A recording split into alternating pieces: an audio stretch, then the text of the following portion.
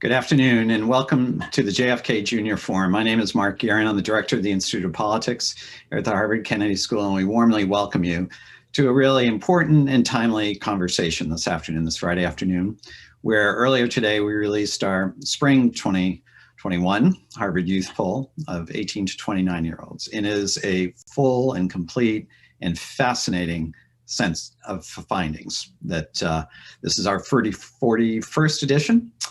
Done by students and our director of polling, Della Volpe, and it's a most interesting one, as you will soon hear. So the poll covers the President Biden's first 100 days. It covers the future of the Republican Party, the impact of social media, mental health issues. There's so much here that you will soon learn about. So it explores what young voters are motivated by in their engagement in politics and their feelings towards a whole set of issues. So we will get right to it, and kicking us off will be Raj Patriarch, a junior at Harvard College, studying economics and government, and he is a member of our Harvard Public Opinion Poll group. He will go through the findings and the top line findings from the poll, and then turn to our distinguished panel and moderator that will go through this. We'll have Della Volpe, of course, is our director of polling at the Institute of Politics, and during the presidential campaign was an advisor to the Biden-Harris campaign, and he has been our leader in the polling for these 41 editions of this poll over 20 years. He will be joined by the student president of Harvard our public opinion poll, HPOP, as we fondly call it here at the Institute of Politics, Jing-Jing Shen, who's a sophomore at the college from Cleveland, Ohio. She's studying chemistry and in government. And we thank both John and Jing-Jing and the whole team of students who've done such a great job with this poll. And we welcome back to Harvard, Jacqueline Alemany from the Washington Post. She is a congressional correspondent and the anchor of Power Up, and she has brought her perspective and her deep understanding of polling and data and the views of young Americans to her reporting. And so she will be a perfect person to moderate this conversation with John and with Jing-Jing and with your questions. So with my gratitude to HPOP and for all they are bringing to the important research and conversation, I'll turn it over to Raj for these top line findings, and then we'll go to our panel. Thank you for joining us. Yeah, thank you for the wonderful introduction, Mark. That was great. So welcome to the Harvard Youth Poll, the spring 2021 edition. Next slide, please. Yeah, so because we had so much area to cover, we divided HPOP into 4 research teams. So the first team was Divided versus United. So that team examined political polarization, partisanship, divisiveness, and unity in America today. Then we had Politics on Screen, the influence of technology and media on how youth engage with politicians, politics, and each other. The next team focused on Biden's promises. So President Biden, his youth agenda, and his impact on young people's lives. And the last team focused on the future of the Republican Party in the eyes of young Americans. Next slide, please. So the first takeaway, hope for America is rising among the youth. So despite the state of our politics, the divisive election to the everyday partisanship, hope for America is rising. So this is a tracking question we have asked over the last decade. In fall 2017, only 31% of young Americans were hopeful about America's future, and 67% were fearful. And now, 4 years later, that number is 56% are hopeful. And the interesting thing is there are significant differences based on race. So actually, young people of color, so African Americans and Hispanics, are much more likely to say that they're hopeful about the future of America than young whites. So for the number for young Blacks is 72% today. The number for young Hispanics is 69% today. And the number for young whites who say they're hopeful about the future of America is 46% today. Next slide, please. Yeah, so the next takeaway is that young people are significantly more likely to be politically engaged today than they were a decade ago. So less than 1 year after President Obama's election in fall 2009, 24% of young people said that they considered themselves to be politically active. And now that number has increased by a lot. So that number has increased to 36%. And actually, young Blacks are much more likely to say that they're politically active than young whites.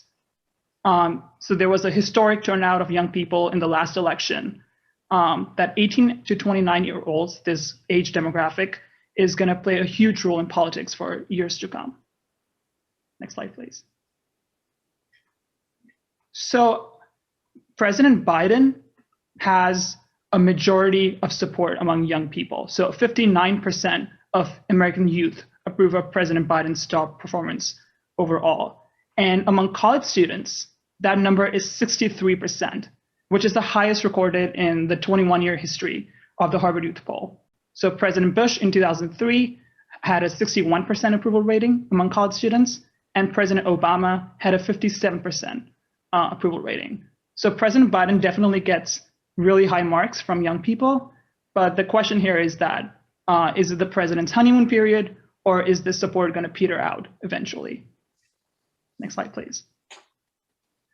So almost 2/3 of young people, 65%, approve of President Biden's handling of the coronavirus, including 37% of young Republicans, and 57% approve of Biden on race relations. The interesting thing here was that on all the questions we polled the respondents on, so we have climate change, education, race relations, healthcare, mental health, economy, and national security. On all these issues, Biden has an above 50% approval rating, which is critical. Next slide, please. So by a margin of 2 to 1, young Americans expect that their lives will become better under the Biden administration. 19% say their lives will get worse, and 25% tell us that they don't expect much of a difference. So there's significant differences here based on race and ethnicity.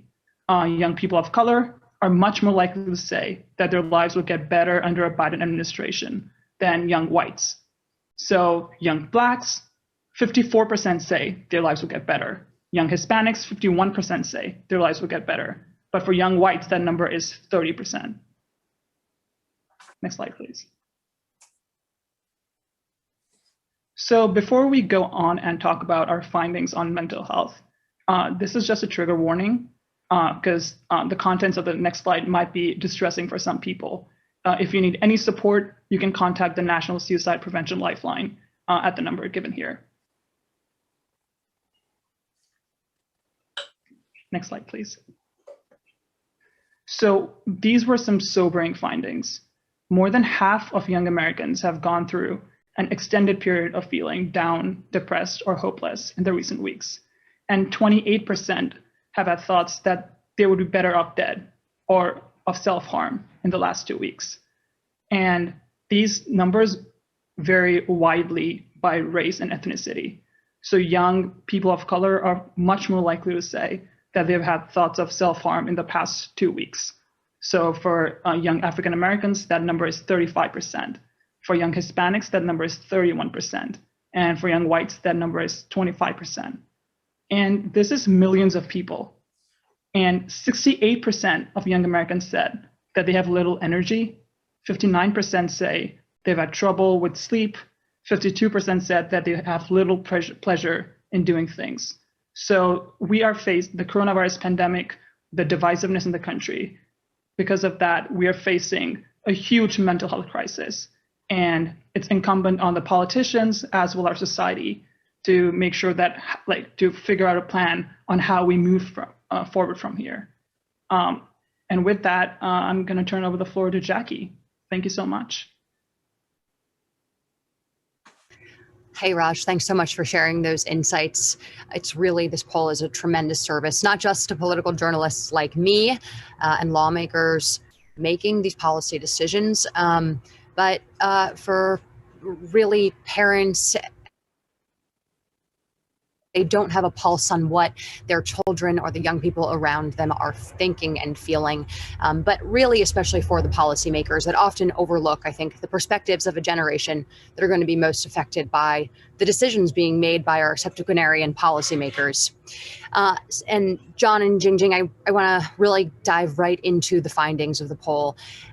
There's obviously been a lot of attention and headlines written about Biden hitting the highest favorability rating among college students who are registered voters of any president in the youth poll's 21-year history. So I think it might be helpful to provide some context on, why it's not just a striking number, but an extraordinary evolution for President Biden, who at this time last year did not have those same numbers. If you want to, John, kick it off and provide, a step back look at why it's an extraordinary number for him.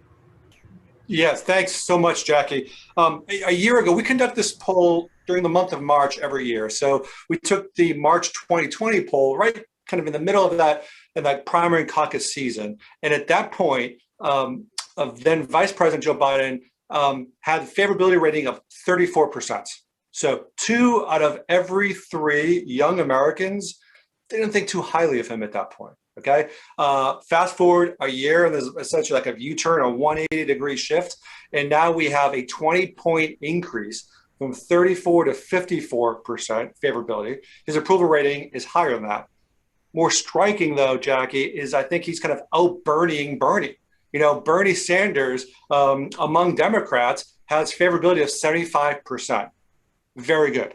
Joe Biden at 85%. So what we've seen over the last year, and by the way, I give a lot of credit to President Biden. I give a lot of credit to young people, okay, for taking a second look. Perhaps they chose Bernie Sanders we know they chose Bernie Sanders overwhelmingly in the last 2 cycles, but they gave Joe Biden a look. He listened, he worked with them, and we see the results today. And John, I just have to, for everyone who hasn't read the newsletter this morning or catch your appearance on Morning Joe, you referred to this as the boy next door phenomenon, which I think is really the perfect way to describe Biden's appeal, right? This is a guy who's been in politics for his entire career, but still wasn't that well known by young people. Is that right? Yeah, and the boy next door is they kind of take you for granted a little bit. He's always been there, but when you take the second look, he's different than what you expected, and he's more kind of connected to these values.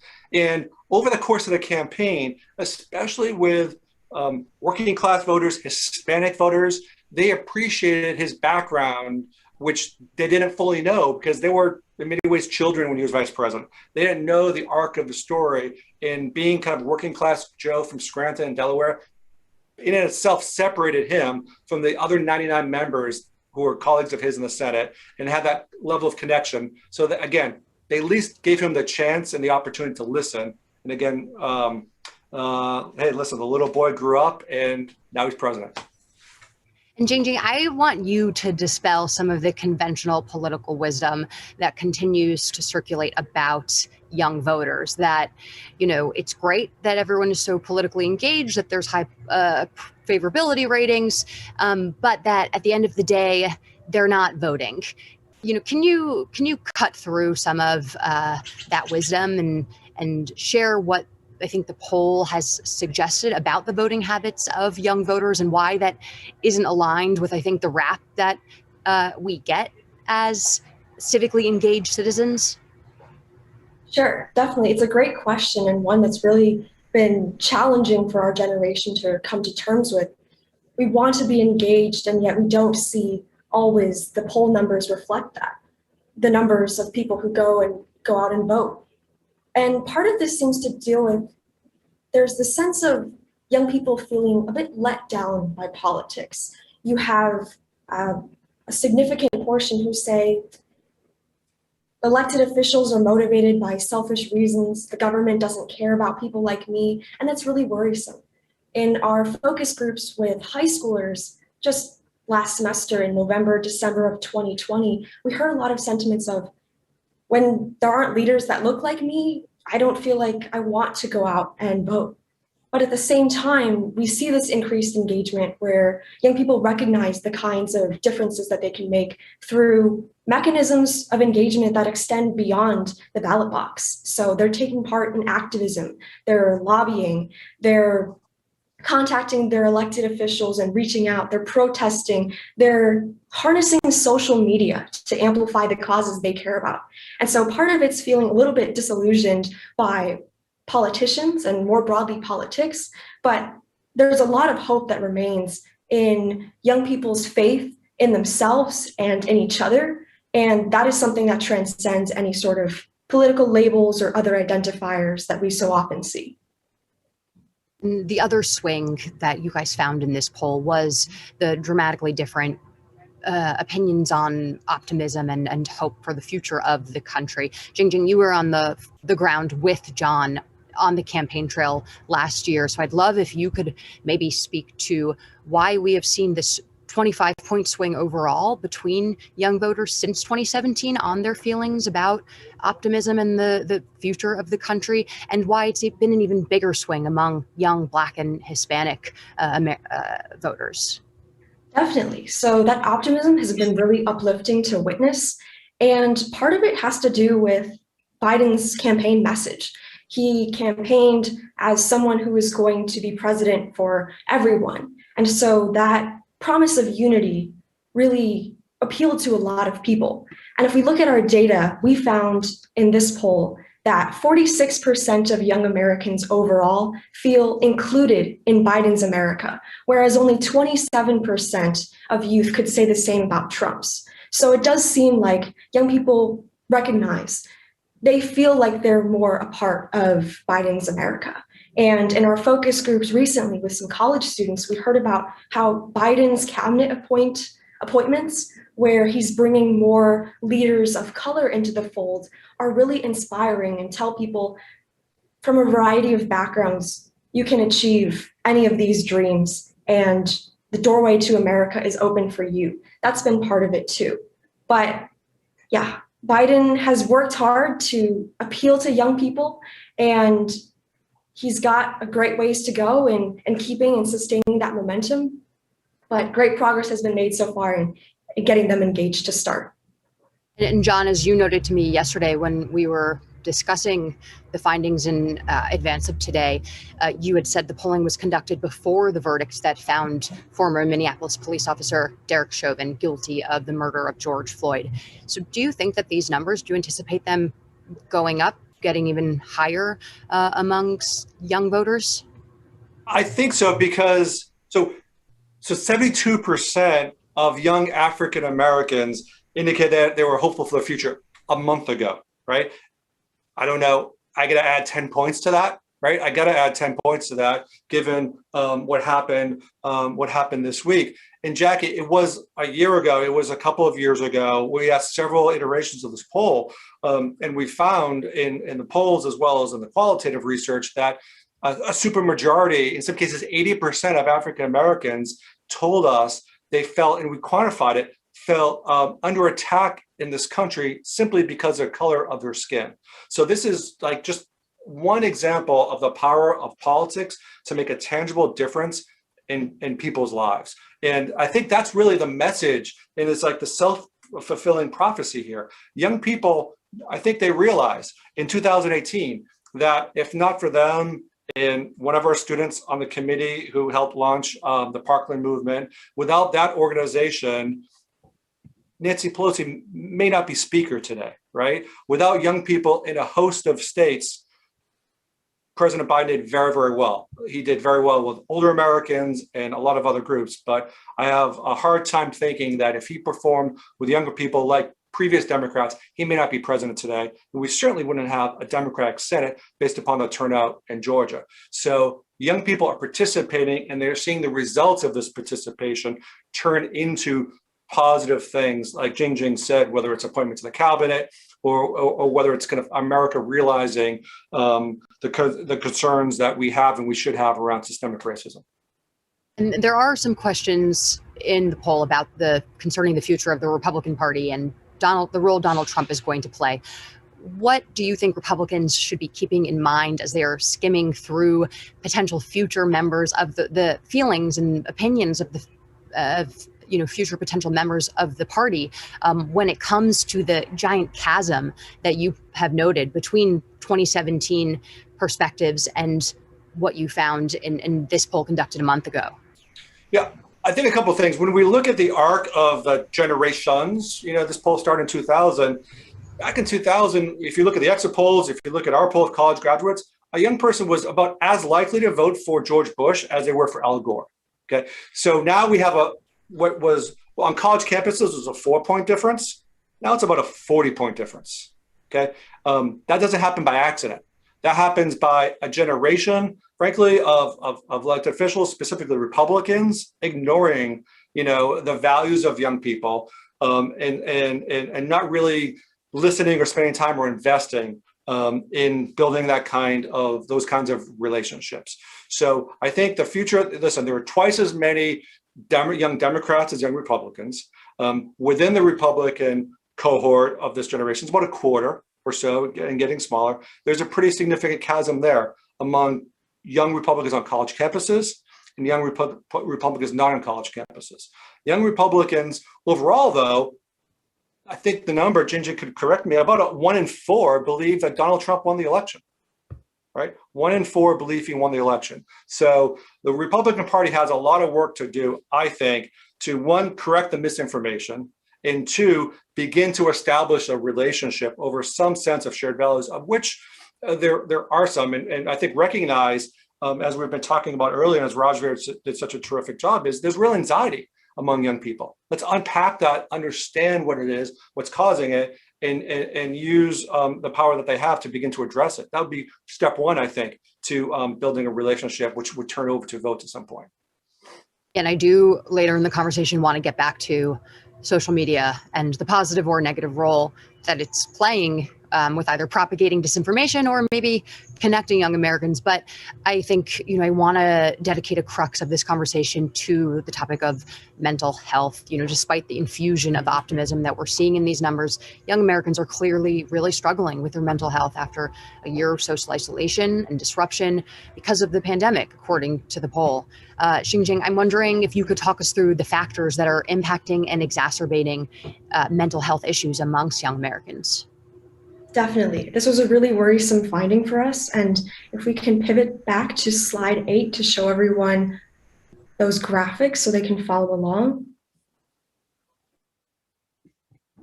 Yeah, so to start, what's interesting is that Joe Biden's approval on mental health surpasses 50%. So on a variety of issues, Biden's doing really well in the eyes of young people, including this one.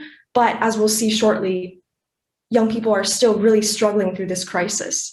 So if we proceed to slide 8, and just one more time, letting everyone know the next takeaway may be a little bit disturbing. So if you need support at any point, please do reach out to the National Suicide Prevention Lifeline 24 hours a day at this number.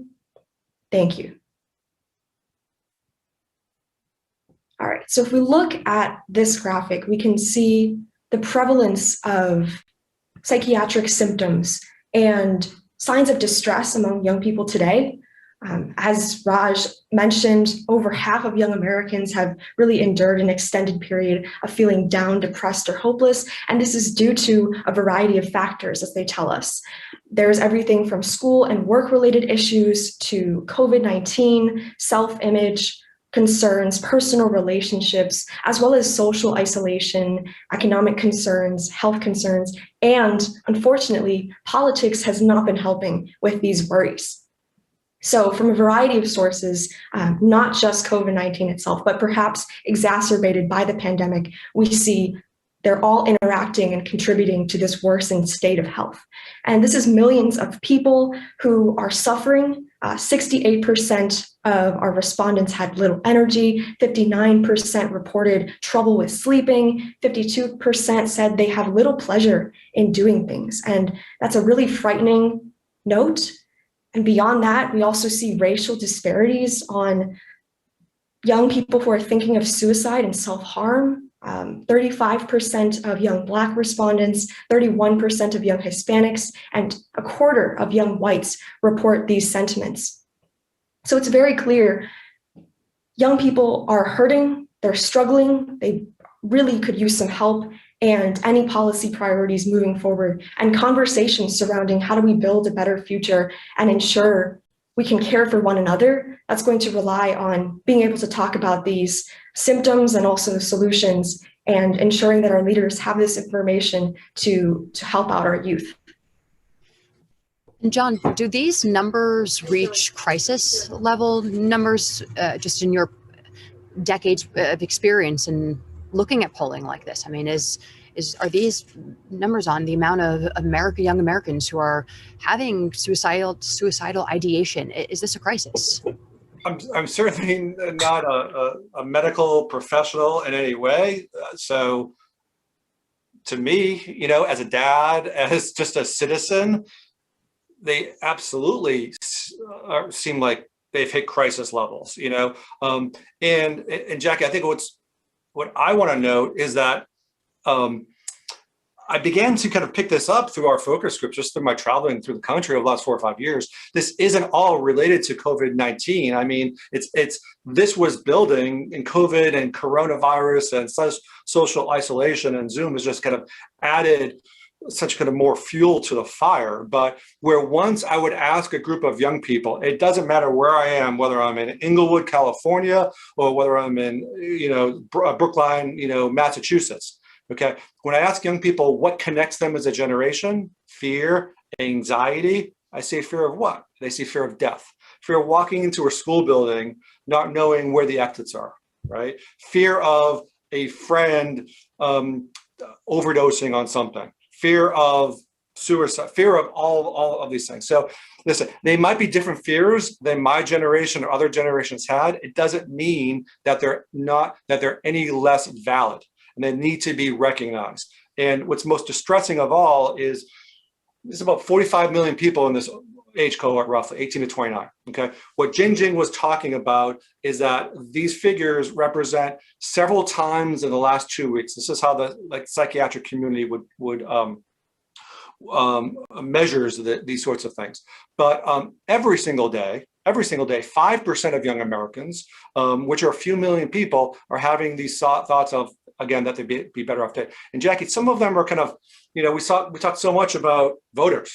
Okay. Well, if you're not a voter, if you're not plugged into the system, you're more likely to have these feelings, right? If you're African American or Hispanic, more likely. So it's incredibly important that all of our communities begin to recognize this. Listen, I think there's a lot of money and resources, part of this infrastructure plan, I think, around education that can help address this. And I hope that this issue continues to be elevated.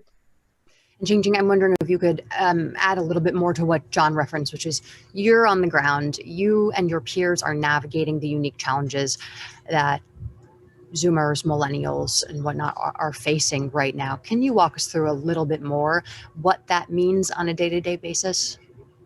Sure.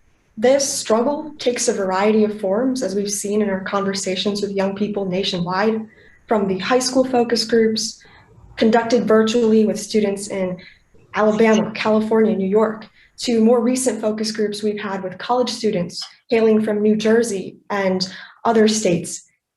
It's everything from being stressed out about school and feeling isolated because of online classes to figuring out how to pay for family bills and keeping your loved ones afloat. It's the sentiment that politics has become toxic and social media can be really draining with so much negative news circulating. And it's also fears that you'll be singled out for your political viewpoints, and we're too divided as a country to sit down and have a heart-to-heart conversation that's open-minded and empathetic. And so all of these combined just form a snippet of the snapshot that is how we are doing with mental health. Young people are worried about how they're going to help each other out, how they're going to make it through this really tumultuous period. And so despite all of this, however, in one of our focus groups, we had a participant tell us that because of what we've gone through with the mental health challenges and struggles and COVID, she told us that it's all made us more compassionate toward other people's situations and lives. And because we've endured this, we have a better sense of how to be there for one another and how to understand each other. Our struggles might be different, but we recognize we're going through a lot of the same challenges, and to be able to have that empathy and share those experiences with others is empowering and hopefully will put us on a better path to assisting our young people today. John, you mentioned that young people who are civically engaged, politically active, are less likely to fall into the cohort of those who are struggling with mental health issues. Are there any findings from the poll, if I'm a policymaker, a lawmaker, Joe Biden, or even just a friend, on how to make the lives of young people happier, healthier, and just all around better? Well, I think we see part of that. I'd say one thing, again, not from a public policy perspective, but I remember not long ago, I asked a group of young African-American men in Georgia, I said, if you were president, you could do anything you wanted, what would you do?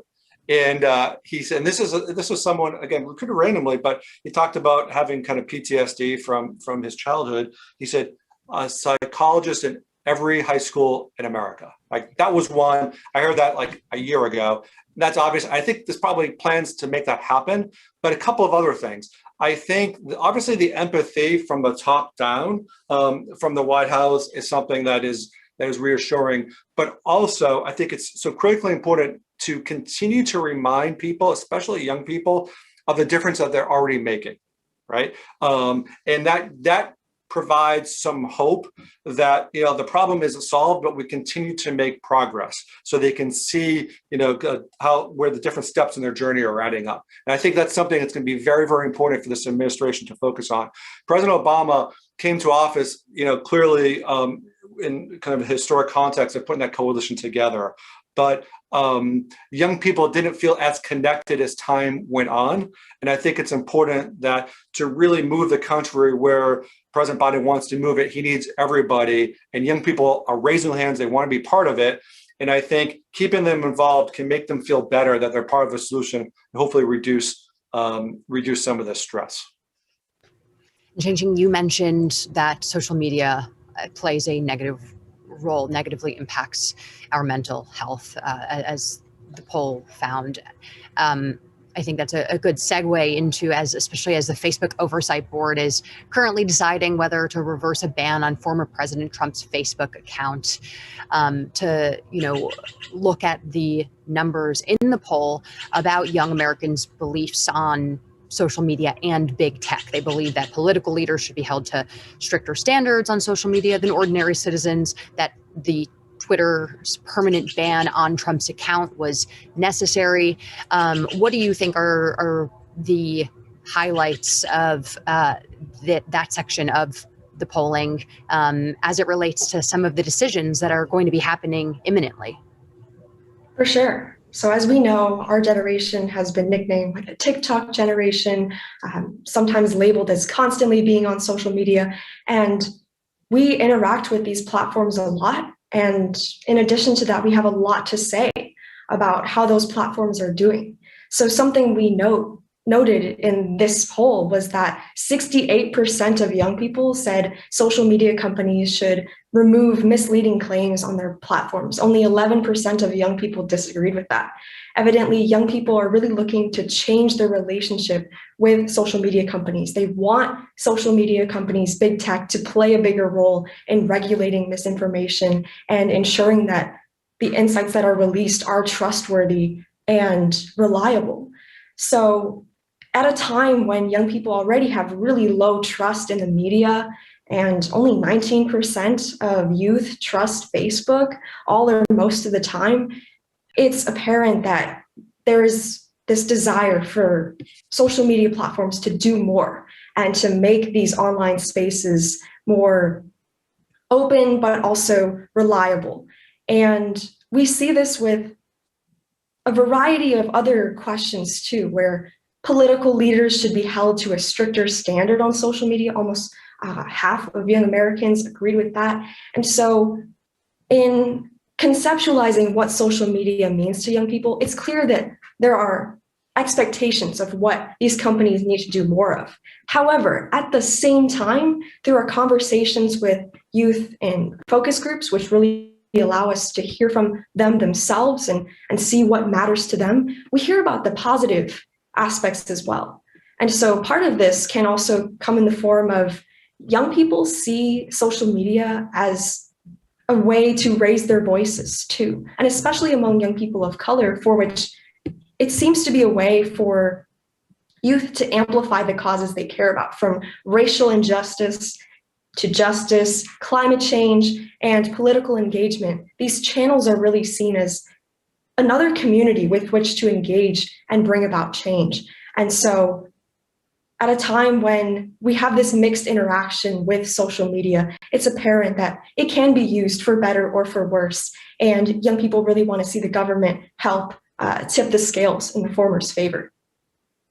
Can I add something to that? Do you mind? Yeah, go for it. Jackie, so we have 16 institutions that for like better part of 20 years, every spring we ask how trustworthy they are. Okay. The police, Wall Street, your college, along with the Supreme Court, et cetera. In this year, we've included big tech. So Facebook and Twitter are ranked at the bottom of that list.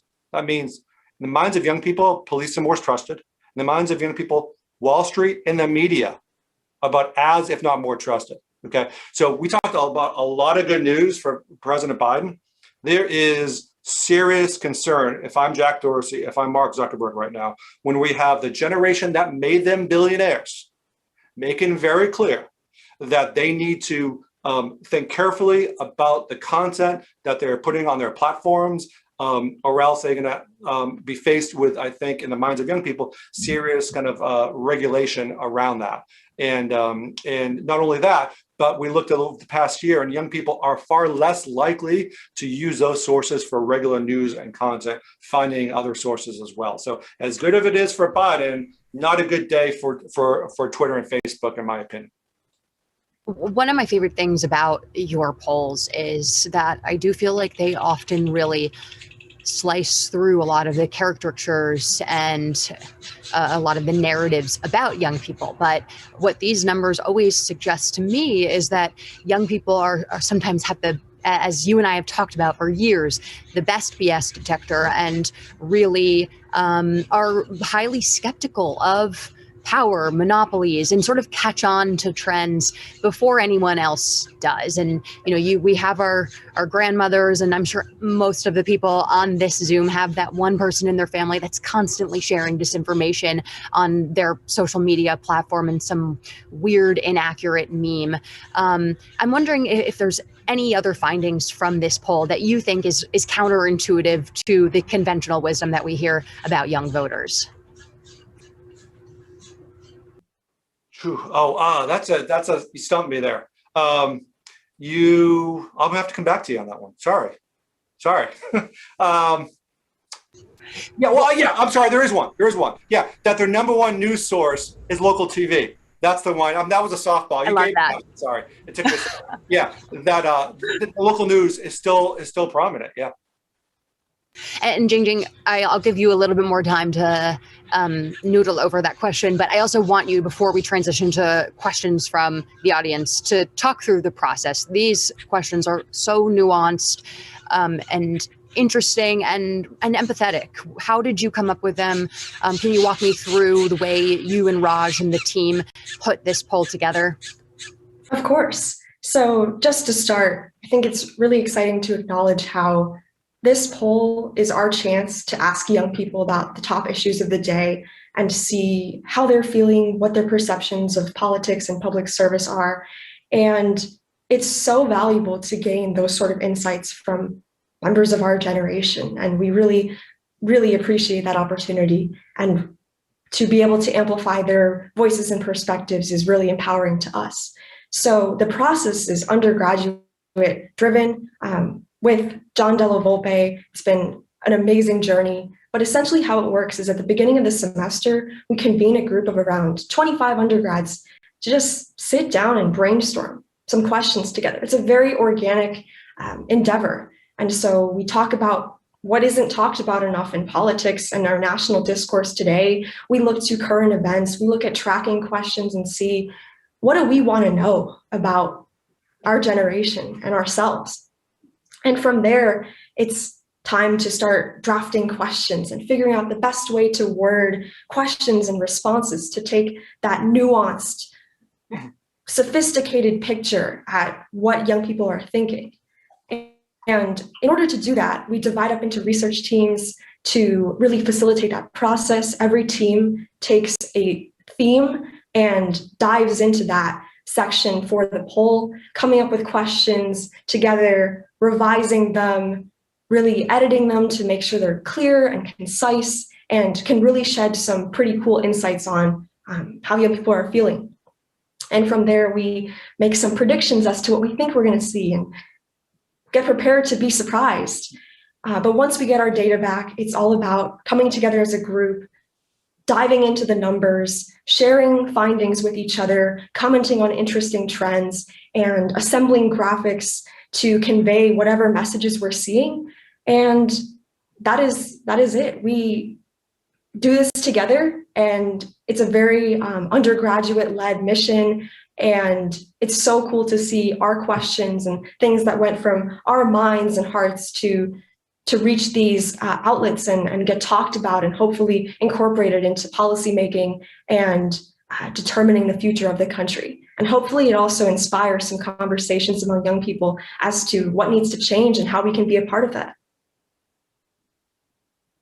Awesome. Well, congratulations, and thank you for your very helpful public service from you and the entire team at the IOP. I want to go to a question from Lap, who is a student at the college. Hi, thank you so very much for such an insightful discussion.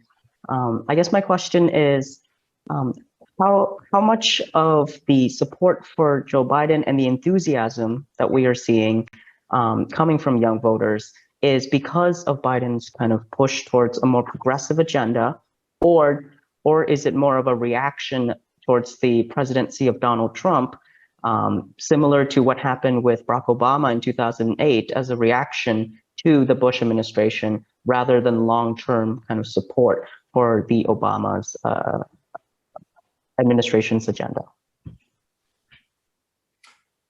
I think that's an excellent question, Lap. Thanks for asking. I think there's a couple different factors.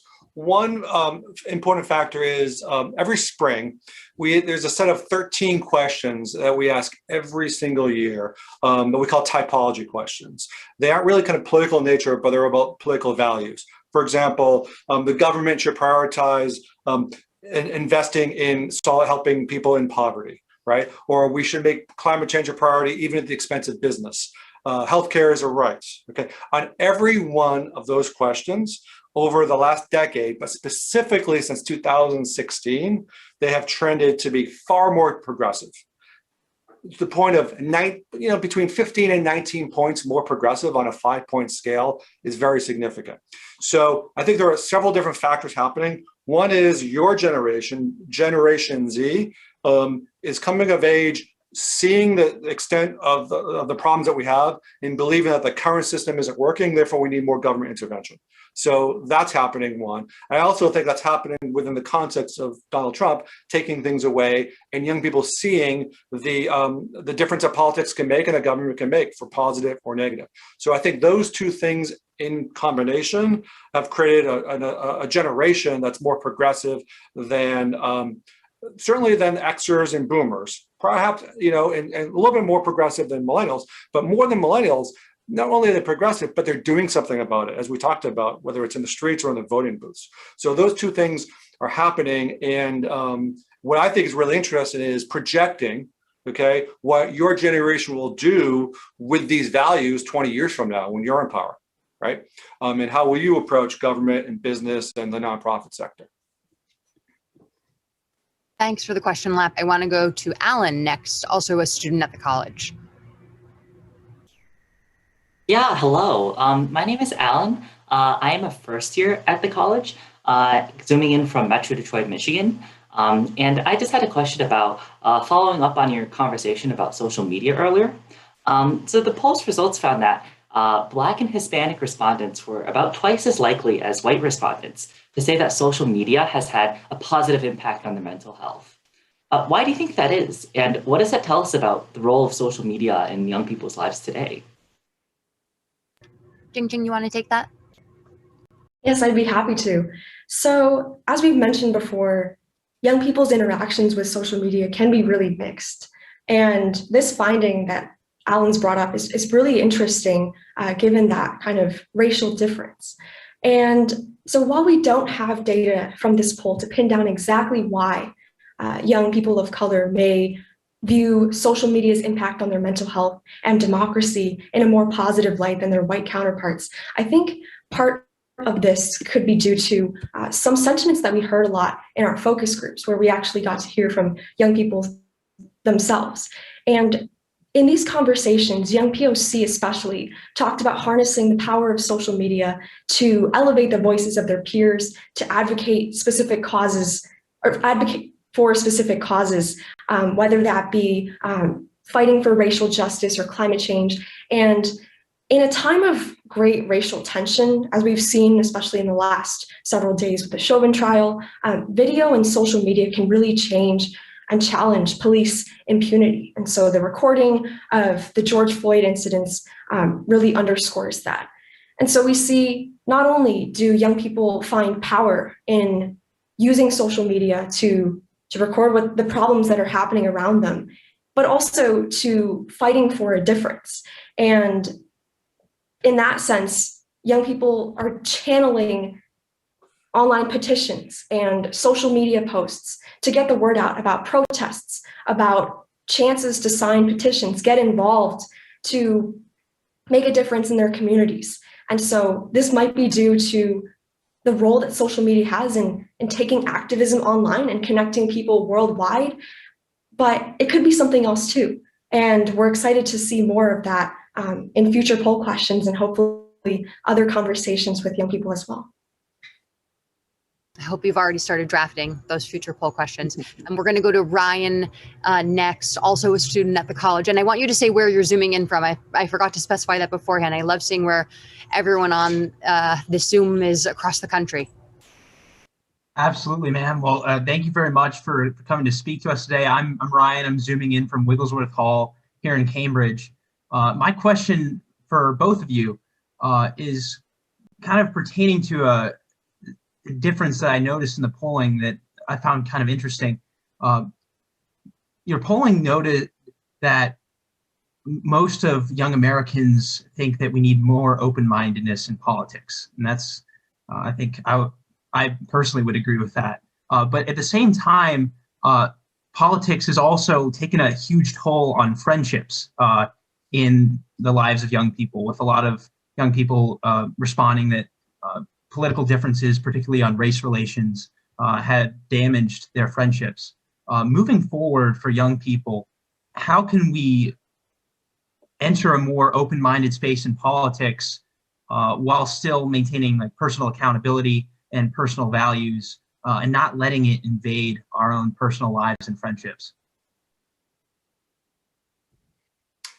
I'll take it first, perhaps. That's an excellent, they're all excellent questions. Thank you for asking that. So you're right. Just to kind of summarize the data, there was no significant statistical difference between Democrats and Republicans. Again, among the best news of the poll, to say that they're looking for more open-mindedness in our politics, right? I think you said the average is 76%.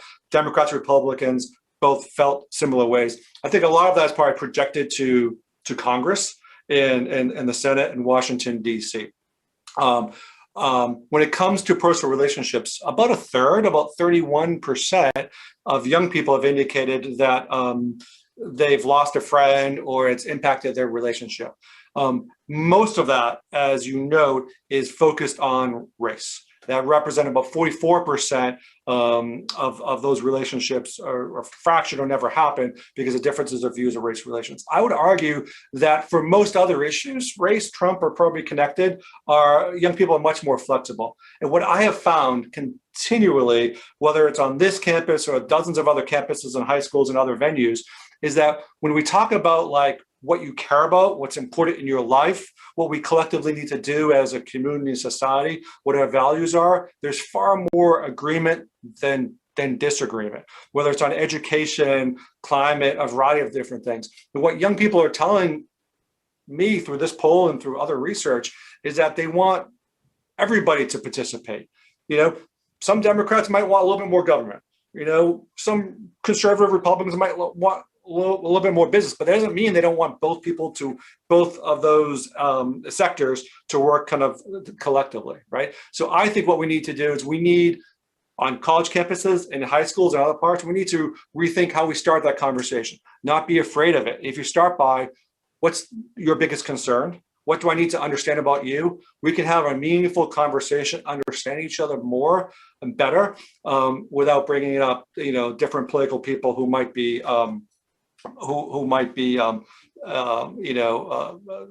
conversation enders for some. So I'm hopeful that we can do more of that. Thank you. Yeah, and just to add quickly onto that, you've alluded to how young people recognize that there are these divisions and partisanship and polarization in the country. And there's this recognition that we need more open-mindedness, but like, how do we get there?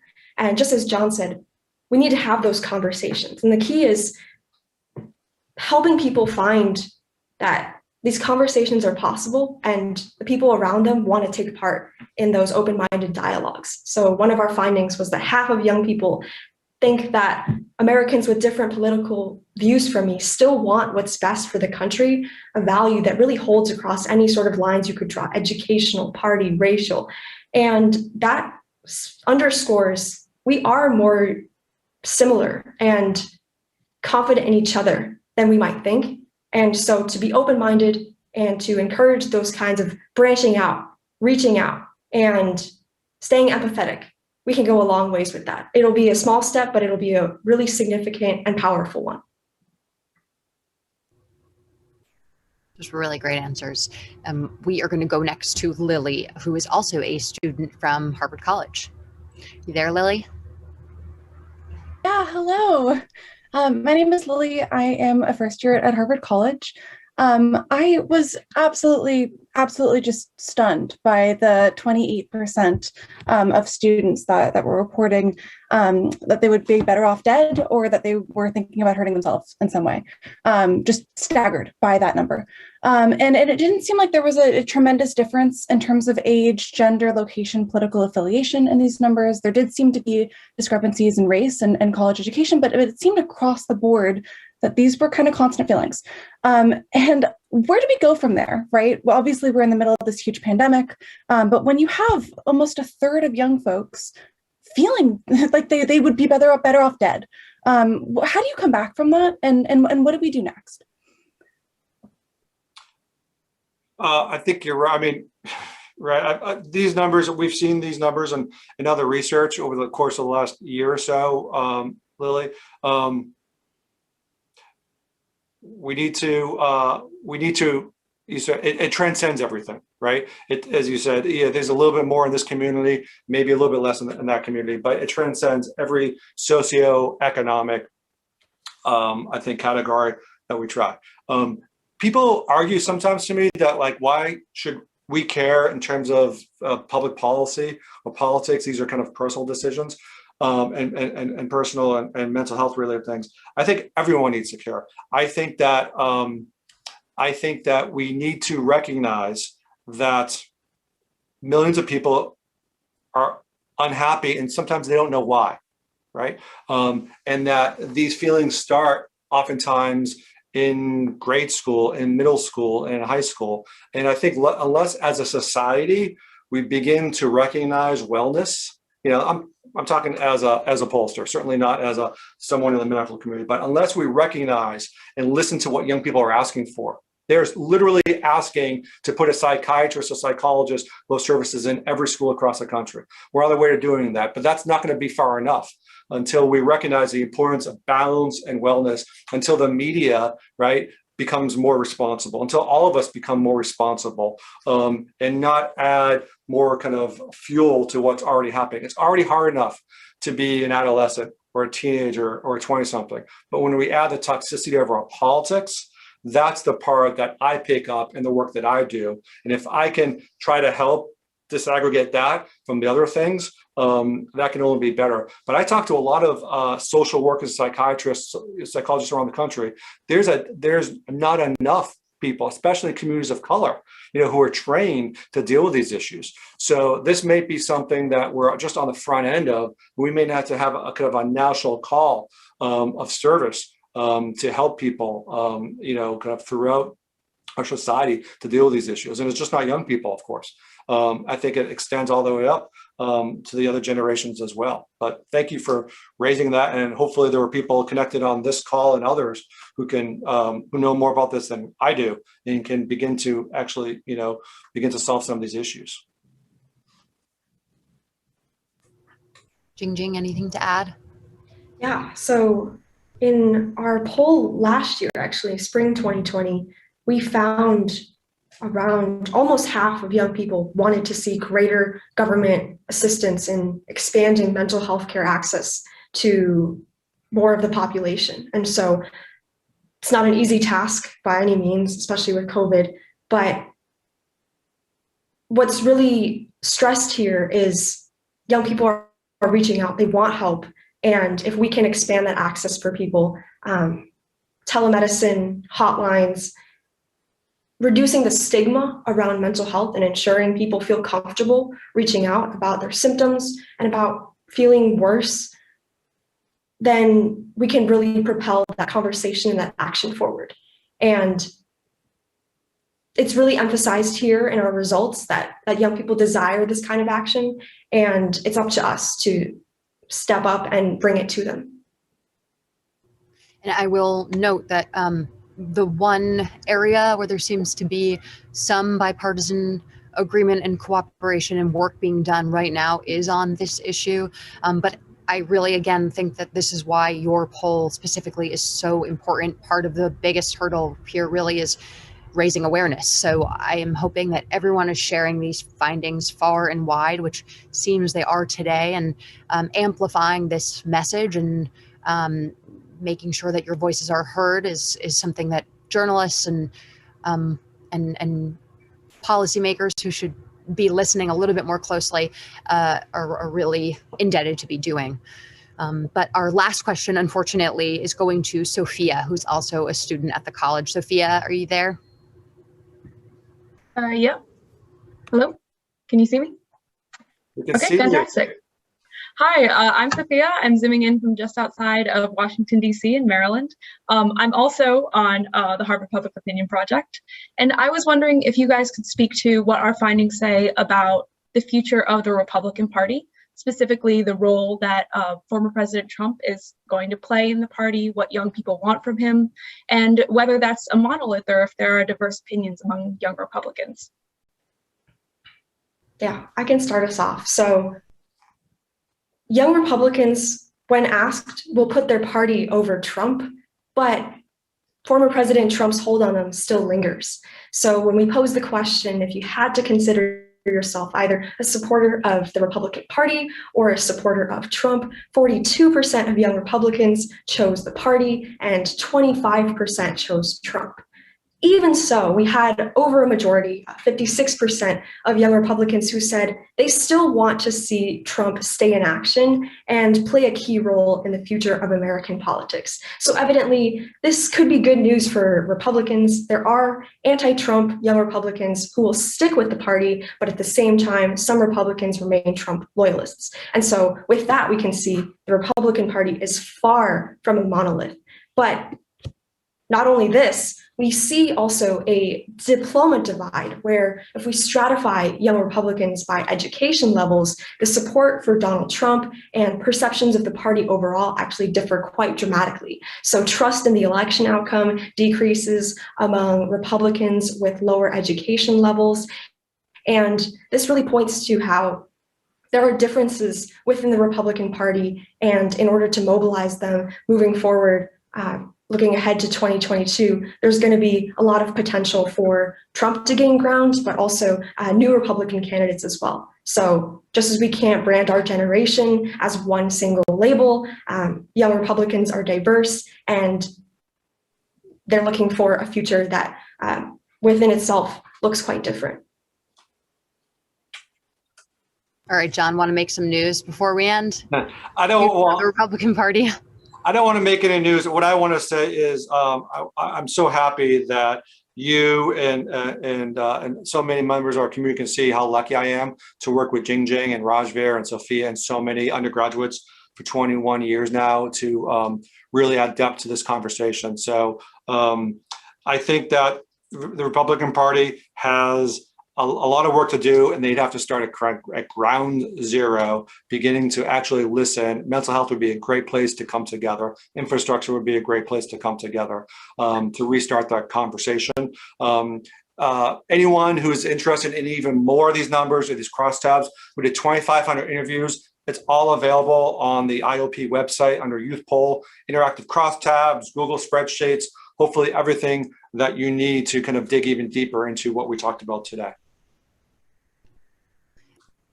I was just going to say, you can find the full findings of the poll at iop.harvard.edu. Please go see, wonk out, take your time, go through those crosstabs. Thank you so much for this work and for your time. Thanks to everyone for joining us. Jing-Jing, John, Raj, Mark, the whole IOP, Kathy, Nanda. Thank you. And I hope everyone has a great weekend. Thanks. Thank you.